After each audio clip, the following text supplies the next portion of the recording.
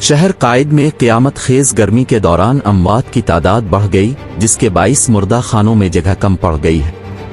समाजी रहनुमा फैसल ईधी से गुफ्तगू करते हुए बताया कि 4 दोनों में घरों, गलियों, ग्राउंड से 427 अफराद की लाशें उठाई गईं, जिनमें ख़वातीन भी शामिल। 21 जून को 78, 22 जून को 86, 23 जून को 128 और 24 जून को 135 अफराद की लाशें उठाई गई हैं। अमवात में इजाफे की मुमकिना वजह शदीद गर्मी और उसके दौरान होने वाली बिजली की लोड शेडिंग भी हो सकती है, जबकि भट्टी और गर्म जगह पर काम करने वाला तबका भी मौसम से मुतासिर हो सकता है। फैसल ईधी ने बताया कि शदीद गर्मी के दौरान अमवात में बेतहाशा इजाफे के बाद हमारे कराची में कायम मुर्दा खानों में जगह कम पड़ गई। उन्होंने शहरियों से अपील कि वो बिलावजह घरों से नहीं निकले, अगर मजबूरी है तो पानी की बोतल लेकर और सर पर कपड़ा रख कर सफ़र करें।